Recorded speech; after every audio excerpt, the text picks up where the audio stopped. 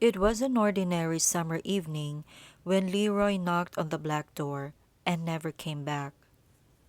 He blamed himself for discovering this abandoned house in a remote barrio of Malagayuma. He blamed his friends for daring him to go inside the house 7 nights ago. He blamed himself for giving in and doing the dare.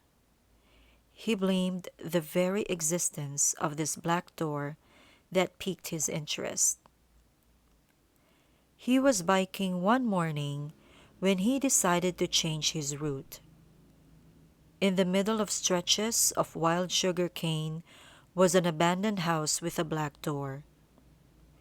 It looked eerie as expected.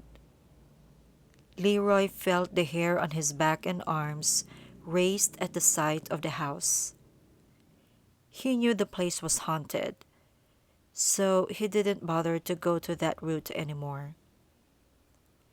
As he made his way back to his usual biking trail, he found one single sheep standing still on the road.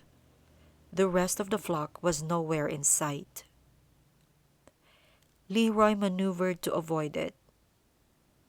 He thought he left the sheep behind only to hear it bleat behind him. He looked back and was surprised that the sheep was running after him. He pedaled fast, but the sheep was persistent. The sight of a gentle farm animal suddenly and unusually rushing after him made his heart beat fast. He pedaled some more until he got back to the abandoned house with the black door. He was perplexed. He didn't know how he got there.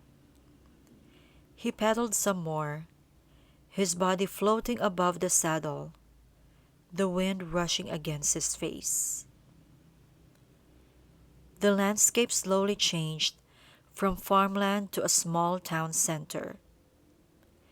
He was relieved to see vendors of fishball and tricycle drivers and children frolicking under the summer sun.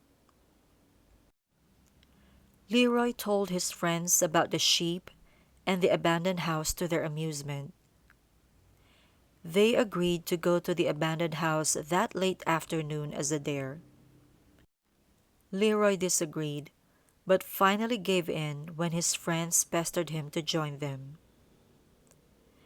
The sun was preparing to set when Leroy and his friends were standing in front of the abandoned house. They pushed one another, laughing, but no one wanted to get in first, until they urged Leroy to go inside since it was him who discovered it. Leroy laughed nervously, but he did it anyway.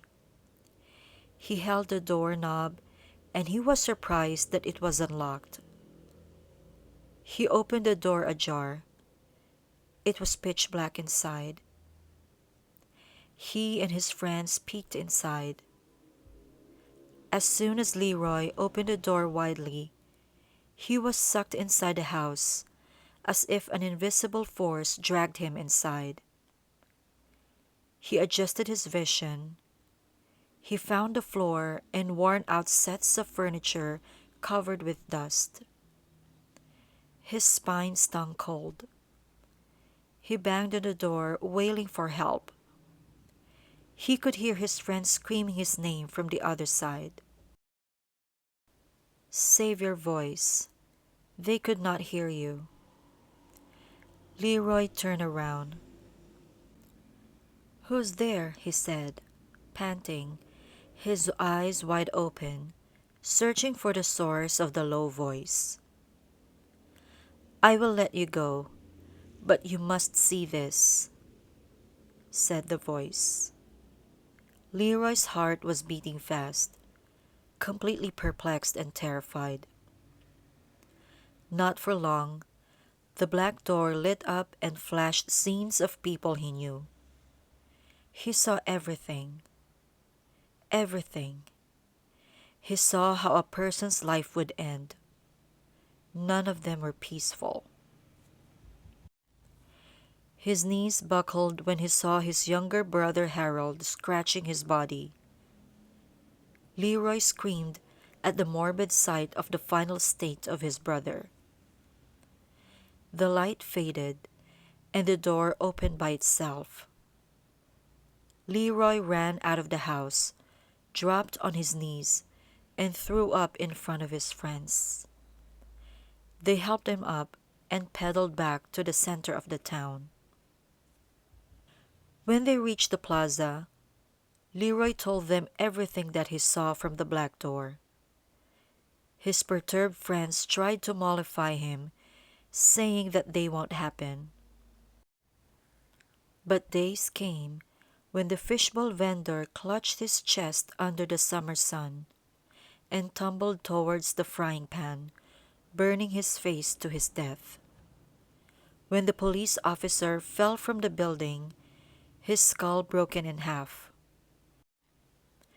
When a visitor from Manila drowned in the beach of Malagayuma, his mouth was filled with jellyfish. Leroy told his friends that everything the black door showed was coming into fruition. His friends told him to take care, and to be strong, and to fight it. Fight it? How? Leroy said, desperation and fear overcoming him. The black door does not make one's destiny, one of his friends said. Leroy wanted to hang on that. When he got home, Leroy told his younger brother to stand up for the black door. Utterly perplexed, his brother asked what door. Leroy's response was, just. When one of his godfathers drowned while fishing, Leroy thought he needed to confront the black door. Alone, he went to the abandoned house one ordinary summer evening. He demanded the door to stop the curse and to spare his brother. The black door made no response, which made Leroy weep because of its apathy. He pedaled back home, completely devastated. He could not get his younger brother off his mind. It has been done. Nothing could be changed, he thought. He fell from his bicycle, too weak from crying. He wiped his tears and screamed his brother's name when two headlights headed straight at him.